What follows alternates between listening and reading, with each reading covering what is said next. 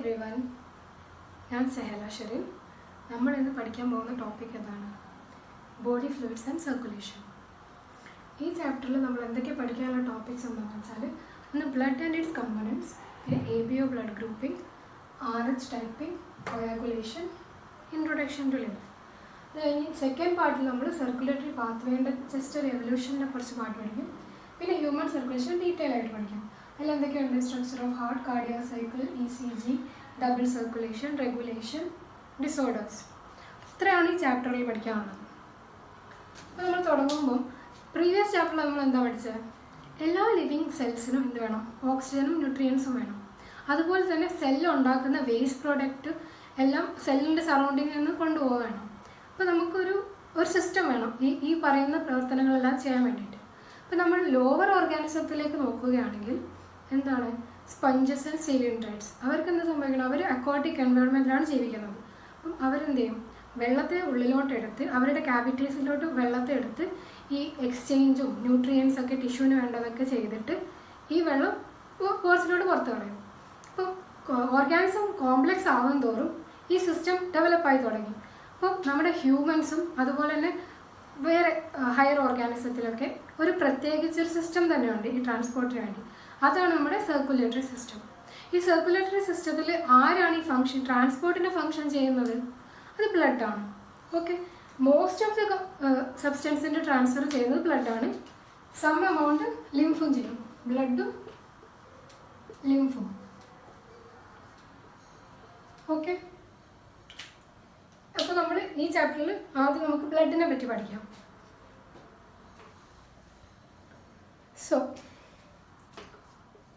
Blood എന്താണ്? Blood എന്നത് ഒരു സ്പെഷ്യൽ കണക്റ്റീവ് ടിഷ്യൂ ആണ്. സ്പെഷ്യൽ കണക്റ്റീവ് ടിഷ്യൂ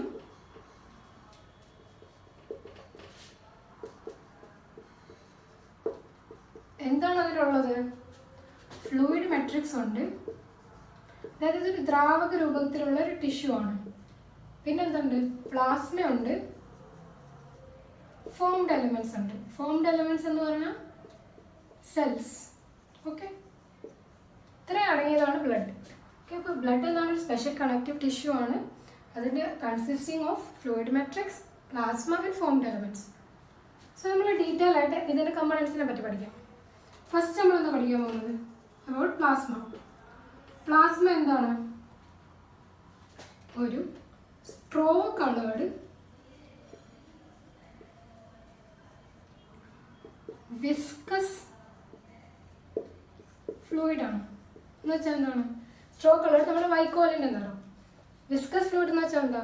തേൻ പോലെ ഒഴുകാൻ ബുദ്ധിമുട്ടുള്ള ദ്രാവകങ്ങളാണ് നമ്മൾ വിസ്കസ് ഫ്ലൂയിഡ് എന്ന് പറഞ്ഞാൽ ഫിസിക്സിലൊക്കെ പഠിച്ച കാര്യം. സ്ട്രോ കളേർഡ് വിസ്കസ് ഫ്ലൂയിഡ് ആണ്. പിന്നെ പ്ലാസ്മ എന്തുകൊണ്ടാണ് ഉണ്ടാക്കിയിരിക്കുന്നത്? 90 to 92% ഓഫ് പ്ലാസ്മ എന്താണ്? വാട്ടറാണ്. ഓക്കെ, പിന്നെ 6 to 8% എന്താണ്? പ്രോട്ടീൻസ് ആണ്. ഏതൊക്കെ പ്രോട്ടീൻസ് ഉണ്ട്? ഫൈബ്രിനോജൻ ഉണ്ട്, ഗ്ലോബുലിൻസ് ഉണ്ട്, ആൽബുമിൻ ഉണ്ട്. ഓക്കെ, ഫൈബ്രിനോജൻ്റെ ഫംഗ്ഷൻ എന്താണ്? രക്തം കട്ടയെ പിടിക്കുന്നതിൽ സഹായിക്കുന്ന ഒരു മേജർ പ്രോട്ടീനാണ് എന്ത്? ഫൈബ്രിനോജൻ. അപ്പോൾ നമ്മൾ എഴുതുന്നത് ക്ലോട്ടിംഗ്. ഓക്കെ, ഗ്ലോബുലിൻസിൻ്റെ ഫംഗ്ഷൻ എന്താണ്? നമ്മുടെ ബോഡിയുടെ രോഗപ്രതിരോധ ശേഷിയിലാണ് ലൈക്ക് ആ സംഭവത്തിൽ വർക്ക് ചെയ്യുന്ന പ്രോട്ടീൻസ് ആണ് എന്ത്? ഗ്ലോബുലിൻസ്. അപ്പോൾ ഇമ്മ്യൂണിറ്റി. ആൽബുമിൻ്റെ ഫംഗ്ഷൻ എന്താണ്? Osmotic balance. ഓസ്മോട്ടിക് ബാലൻസ് എന്താണെന്ന് ഞാൻ എക്സ്പ്ലെയിൻ ചെയ്യുന്നത്. നമ്മുടെ കാപ്പിലറീസ് ഉണ്ട്, ആർട്ടറി ഉണ്ട്. ആർട്ടറി ഇങ്ങനെ വന്നിട്ട് എന്താവും? കാപ്പിലറീസ് ആയി മാറും. കാപ്പിലറീസ് ആയി മാറി കഴിയുമ്പോൾ ഇവിടെ എന്തുണ്ട്? സെൽസ് ഉണ്ട്. ഈ കാപ്പിലറീസിൻ്റെ ഇടയിൽ സെൽസ് ആൻഡ് ടിഷ്യൂ. അപ്പം നമ്മുടെ കാപ്പിലറിയിൽ എന്തുണ്ട്? പ്ലാസ്മ ഉണ്ടല്ലോ. പ്ലാസ്മയിൽ എന്തുണ്ട്? ആൽബുമിൻ ഉണ്ട്. അപ്പം ഈ ആൽബുമിൻ എന്താ ചെയ്യുന്നതെന്ന് വെച്ചാൽ, ആൽബുമിൻ്റെ പ്രഷറാണ് ഓസ്മോട്ടിക് പ്രഷർ. എന്താ ചെയ്യുന്നതെന്ന് വെച്ചാൽ, ആൽബുമിൻ ആ ഫ്ലൂയിഡിനെ അവിടെ തന്നെ പിടിച്ചു വെക്കുന്ന ഡ്യൂട്ടിയാണ് ആൽബുമിന്. അഥവാ ഈ പേഴ്സൺ ആൽബുമിൻ കുറവാണ്. എന്തെല്ലാം കാരണങ്ങൾ കൊണ്ട് ആൽബുമിൻ കുറവാണ്. അപ്പോൾ എന്ത് സംഭവിക്കും? ഇവിടെ ഉണ്ടായിരുന്ന ഫ്ലൂയിഡ് എല്ലാം കൂടെ ഇൻറ്റർസ്റ്റീഷ്യത്തിലേക്ക് ലീക്ക് ആവും. അപ്പോൾ എന്ത് സംഭവിക്കും? ഇവിടെ നീർക്കെട്ട് ഉണ്ടാവും. അപ്പോൾ ഇങ്ങനെ നീർക്കെട്ടൊന്നും ഉണ്ടാവാതെ ഈ ബാലൻസ് മെയിൻറ്റെയിൻ ചെയ്യുന്ന ഫംഗ്ഷനാണ് ആർക്ക്? ആൽബുമിന്. ഇത്രയും മനസ്സിലാവട്ടൊന്നുമില്ലല്ലോ. ഇനി പിന്നെന്താണ് പ്ലാസ്മയ്ക്കകത്തുള്ളത്? സം മിനറൽസ് ഉണ്ട്. മിനറൽസിൽ ഏതൊക്കെയുള്ളത്? Sodium bicarbonate, magnesium, calcium, chloride etcetera. ഇത്രയും മിനറൽസ് ഉണ്ട്. പിന്നെ എപ്പോഴും നമ്മുടെ ബോഡിയിൽ ഒഴുകിക്കൊണ്ടിരിക്കുന്നത് എന്താണ്? ന്യൂട്രിയൻസ്. ഏതൊക്കെ ന്യൂട്രിയൻസ് ഉണ്ട്? Glucose, amino acid, lipids. പിന്നെ പ്ലാസ്മയിലുള്ള സാധനമാണെന്ത്? Clotting factors. നേരത്തെ നമ്മൾ പറഞ്ഞു രക്തം കട്ട പിടിക്കാൻ സഹായിക്കുന്ന ഒരു ഫൈബ്രിനോജൻ എന്ന പ്രോട്ടീൻ ഉണ്ടെന്ന്. അതുപോലെ ക്ലോട്ടിംഗ് ഫാക്ടേഴ്സ് എന്ന് പറഞ്ഞാൽ ഒരു ഗ്രൂപ്പ് ഓഫ് ക്ലോട്ടിംഗ് ഫാക്ടേഴ്സ് ആണ്. ഇവരുടെ ജോലി എന്താണ്? ക്ലോട്ടിംഗ് തന്നെ. അപ്പം ഒന്നാലോചിക്കുക, പ്ലാസ്മയിൽ എല്ലാ സമയത്തും ക്ലോട്ടിംഗ് ഫാക്ടർ ഉണ്ടെങ്കിൽ എന്തുകൊണ്ടാണ് ബ്ലഡ് വെറുതെ നിൽപ്പ് കട്ടായി പോകാത്തത് സെൽസിൻ്റെ ഉള്ളിൽ? കാരണം എപ്പോഴും പ്ലാസ്മയ്ക്കകത്തുള്ള ക്ലോട്ടിംഗ് ഫാക്ടേഴ്സും ഫൈബ്രിനോജനൊക്കെ ഏത് ഫോമിലാണുള്ളത്? ഇനാക്റ്റീവ് ഫോമിലാണുള്ളത്. അപ്പം വെറുതെ ഉള്ള രക്തം കട്ട പിടിക്കുന്നത് ഇത് വെച്ച് തടയാൻ പറ്റും. ഇനി ഒരു പുതിയൊരു ടേമാണ് ഇത്, സെറം. സെറം എന്ന് വെച്ചാൽ plasma minus clotting factors. Okay, പ്ലാസ്മയെ പറ്റി ഇത്രയേ ഉള്ളൂ. ഇനി നമുക്ക് എന്തിനെ പറ്റി പഠിക്കണം? Formed elements.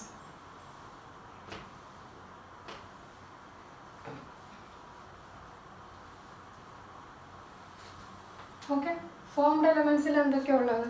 എന്താണ് ഫോംഡ് എലമെന്റ്സ്? നമ്മുടെ RBC, WBC, പ്ലേറ്റ്ലെറ്റ്സ്. ഇതാണ് എന്ത്? Formed elements. ഫോംഡ് എലമെന്റ്സ് വെച്ചാൽ സെൽസ്, ബ്ലഡിലെ സെൽസ് ആണ്. ആദ്യം നമുക്ക് അതിനെ പറ്റി പഠിക്കാം. RBC. RBC എന്താണ്? Red blood cells. നമ്മൾ എന്ത് വിളിക്കുന്നതിനെ? എറിത്രോസൈറ്റ്സ്. എറിത്രോസൈറ്റ് എന്തുകൊണ്ടാണ് റെഡ് കളർ ആവുന്നത്? എന്തുകൊണ്ടാണ്? പിന്നെ എന്തുണ്ട്? ഹീമോഗ്ലോബിൻ എന്ന പിഗ്മെന്റ് ഉണ്ട്. ഹീമോഗ്ലോബിൻ പിഗ്മെന്റിൽ ഇതൊരു അയേൺ അടങ്ങിയ പിഗ്മെന്റ് ആണ്. ഓക്കെ, ഈ അയേൺ അടങ്ങിയ ഹീമോഗ്ലോബിൻ പിഗ്മെന്റ് RBCക്കകത്ത് ഉള്ളതുകൊണ്ടാണ് RBCക്ക് എന്ത് നിറം? ചുവപ്പ് നിറം. അപ്പം എന്താണ് RBCയുടെ പ്രത്യേകതകൾ എന്തൊക്കെയാണ്? ഒന്ന്, ഇതാണെന്ത്? Most abundant cell.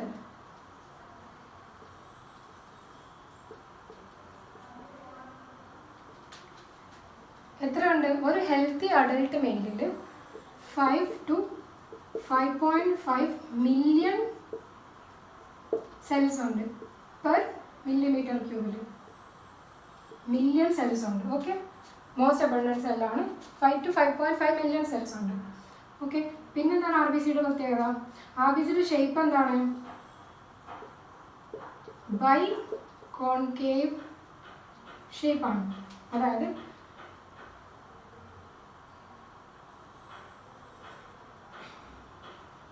സൈഡിലൂടെ നോക്കുമ്പോൾ നമുക്ക് എന്താണ്? ഇതൊരു ബൈ കോൺകേവ് ഷേപ്പ് ആയിട്ടുള്ളതാണ്. മേലെ കൂടെ നോക്കുമ്പോൾ ഇങ്ങനെയാണ്.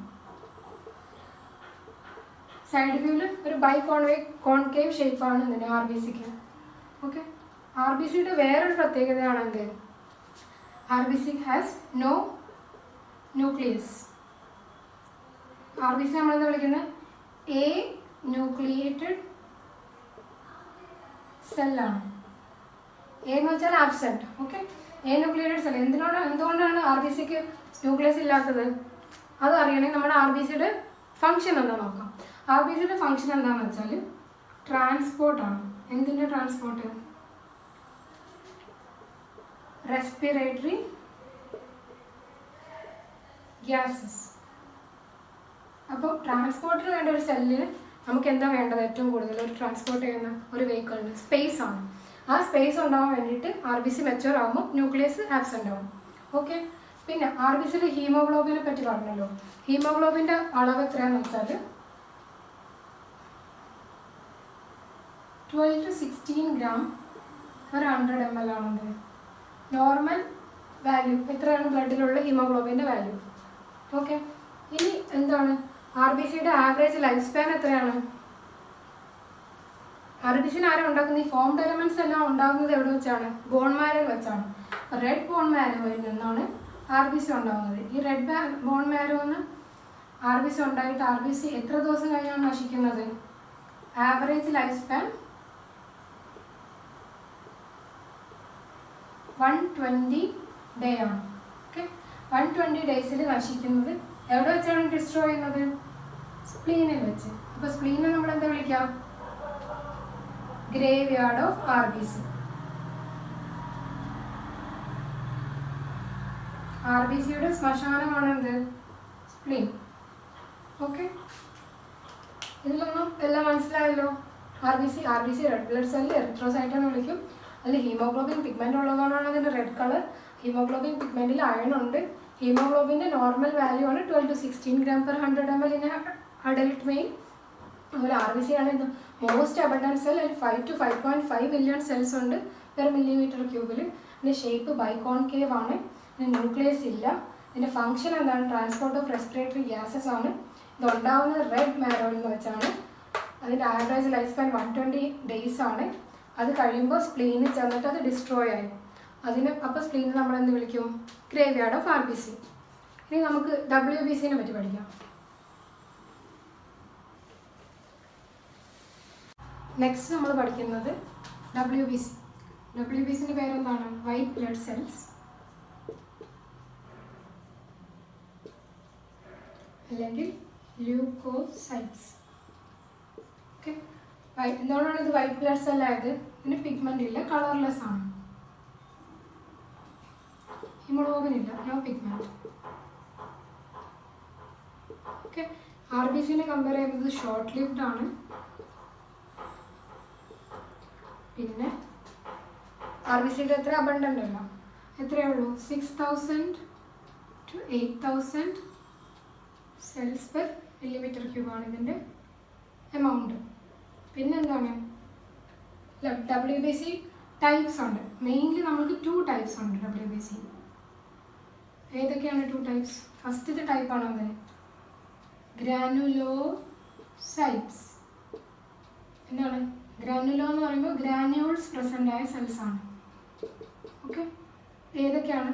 ഫിൽസ് ആണ് എന്ത്? ഗ്രാനുലോസൈറ്റ്സ്. അതായത് ന്യൂട്രോഫിൽ, ഇയോസിനോഫിൽ, പിന്നെ ബേസോഫിൽ. സെക്കൻഡ് ടൈപ്പ് എന്താണ്? A granulocytes. എ ഗ്രാനുലോസൈറ്റ് എന്ന് പറയുമ്പോൾ എ നട്ട് കഴിഞ്ഞാൽ എന്താണ്? ആബ്സെന്റ്. ഇതിന് ഗ്രാനുൾസ് ഒന്നുമില്ല. അവ ഏതൊക്കെയാണ്? Lymphocyte and monocyte. ഓക്കെ. നമുക്ക് ഓരോന്നിനെ പറ്റി പഠിക്കാം.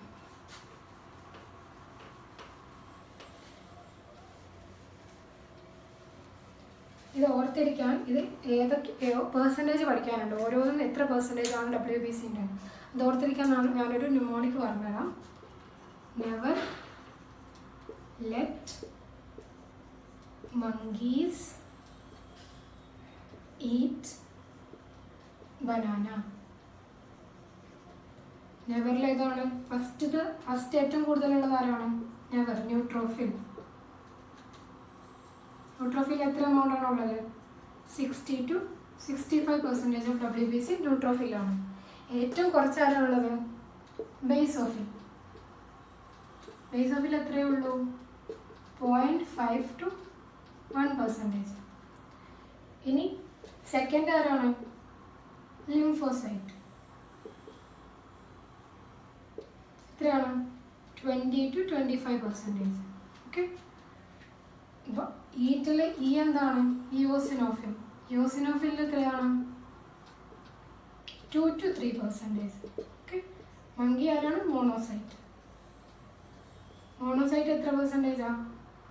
6 to 8%. ഓക്കെ. ഇതാണ് ഡിക്രീസിങ് ഓർഡർ ഓഫ്. ന്യൂട്രോഫിലാണ് ഫസ്റ്റ് മോസ്റ്റ് അബണ്ടന്റ്, പിന്നെ ലിംഫോസൈറ്റ്, പിന്നെ മോണോസൈറ്റ്, ഇയോസിനോഫിൽ, ബേസോഫിൽ. ഇത് ഓർത്തിരിക്കാൻ ഈ ന്യൂമോണിക് വെച്ച് നിങ്ങൾക്ക് പഠിക്കാം.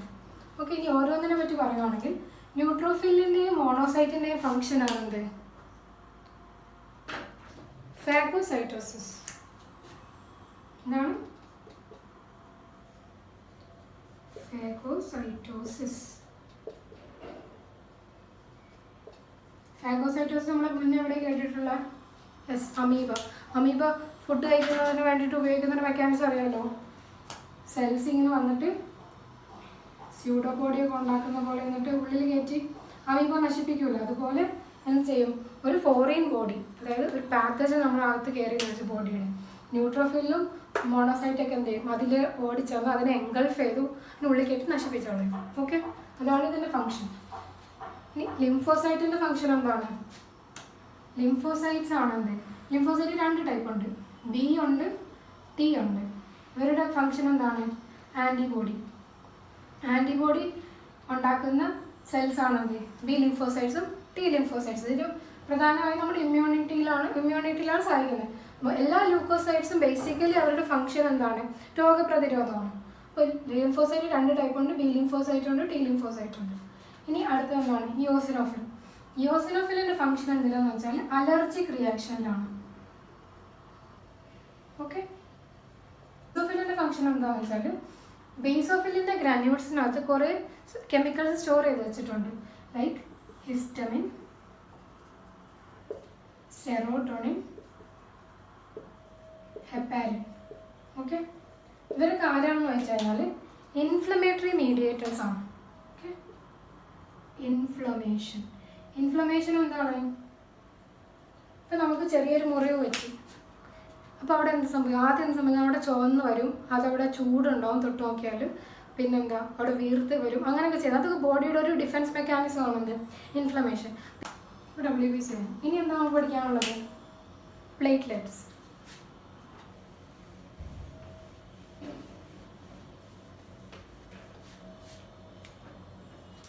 പ്ലേറ്റ്ലെറ്റ്സ് എന്താണ്? പ്ലേറ്റ്ലെറ്റ്സിനെ വിളിക്കുന്ന പേരാണ് എന്ത്? ത്രോംബോസൈറ്റ്സ്. ഇതെവിടുന്നാണ് ഉണ്ടാവുന്നത്? ബോൺ മാരോക്കകത്ത് മെഗാ കാരിയോസൈറ്റ് എന്ന് പറഞ്ഞ ഒരു വലിയ സെല്ലുണ്ട്. ആ സെല്ലിൻ്റെ ഫ്രാഗ്മെന്റ്സ്, ചെറിയ ചെറിയ കഷ്ണങ്ങളാണ് എന്ത്? പ്ലേറ്റ്ലെറ്റ്സ്. ഓക്കെ. ഇപ്പോൾ പ്ലേറ്റ്ലെറ്റ്സ് എന്ന് പറഞ്ഞാൽ ബോൺ മാരോയിലെ മെഗാ കാരിയോസൈറ്റ് എന്ന് പറഞ്ഞാൽ ലാർജ് സെല്ലായിട്ടുള്ള മെഗാ കാരിയോസൈറ്റിൻ്റെ ഫ്രാഗ്മെന്റ്സ് ആണെന്ത്? പ്ലേറ്റ്ലെറ്റ്സ്. പ്ലേറ്റ്ലെറ്റ്സിൻ്റെ എത്രയാണുള്ളത് നമ്മുടെ ശരീരത്തിൽ? ഒരു നോർമൽ വാല്യൂ എന്ന് പറയുന്നത് 1.5 lakh to 3.5 lakh ആണ്. ഓക്കെ. പിന്നെ എന്താണ് പ്ലേറ്റ്ലെറ്റിൻ്റെ ഫങ്ഷൻ? നേരത്തെ പറഞ്ഞു രക്തം കട്ട പിടിക്കുന്നത്. അതിന് വേണ്ടിയിട്ടുള്ള കുറേ സബ്സ്റ്റൻസിനെ റിലീസ് ചെയ്യുന്ന സെൽസ് ആണെന്ത്? പ്ലേറ്റ്ലെറ്റ്. അപ്പോൾ ക്ലോട്ടിങ് ഓർ കൊയാഗുലേഷൻ എന്തിനെ റിലീസ് ചെയ്യും? സബ്സ്റ്റൻസസിനെ റിലീസ് ചെയ്യും. അതാണ് പ്ലേറ്റ്ലെറ്റിൻ്റെ ഫങ്ഷൻ. അപ്പോൾ ഒരാൾക്ക് ലോ പ്ലേറ്റ്ലെറ്റ് ആണെങ്കിൽ എന്താ സംഭവിക്കുക എന്ന് ആലോചിച്ച് നോക്കൂ. ലോ പ്ലേറ്റ്ലെറ്റ് ആണെങ്കിൽ ഒരു മുറി പറ്റും. ഇപ്പോൾ പെട്ടെന്ന് രക്തം കട്ട പിടിക്കാൻ സഹായിക്കുന്ന ഈ സബ്സ്റ്റൻസിനെ റിലീസ് ചെയ്യാൻ എന്തില്ല? സഫീഷ്യൻറ്റ് എമൗണ്ട് ഓഫ് പ്ലേറ്റ്ലെറ്റ് ഇല്ല. അപ്പോൾ എന്ത് സംഭവിക്കും? കുറേ എക്സസീവായിട്ട് ബ്ലീഡിങ് സംഭവിക്കും. ഓക്കെ. മനസ്സിലായല്ലോ? ഇത്രയേ ഉള്ളൂ പ്ലേറ്റ്ലെറ്റ്സിനെ പറ്റി പഠിക്കാം. ടെക്സ്റ്റിനകത്ത് ഓരോ സെല്ലിൻ്റെ പടം കൊടുത്തിട്ടുണ്ട്. അപ്പം ഇത് എന്തൊക്കെയാണെന്ന് നോക്കാം. എന്താണ്? RBC. ഓക്കെ. എന്താണ്? പ്ലേറ്റ്ലെറ്റ്സ്.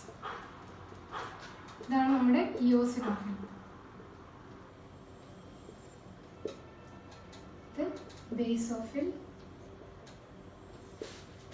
ഇതാരാണ്? ന്യൂട്രോഫിൽ. മോണോസൈറ്റ്, ഇത് T lymphocyte and B lymphocyte. ചിത്രം ശ്രദ്ധിച്ചിട്ടുണ്ടാവും. ഈസിനോഫിലിലെ എല്ലാ ഗ്രാനുവൽസ് കണ്ടില്ലേ? പ്ലേറ്റ്ലെറ്റ് സെൽ ഫ്രാഗ്മെൻറ്റ്സ് ആണ്. RBC ഒരു ന്യൂക്ലിയസ് ഇല്ലാത്ത സെല്ലാണ്. ഇതിനൊക്കെ ന്യൂക്ലിയസ് കാണുന്നില്ലേ? ന്യൂട്രോഫിലിനകത്ത് കുറേ ലോബ്സ് ഉള്ള ന്യൂക്ലിയസ് ആണ്. പിക്ചർ ഒന്ന് വരച്ചെന്ന് ഓർത്തിരിക്കും.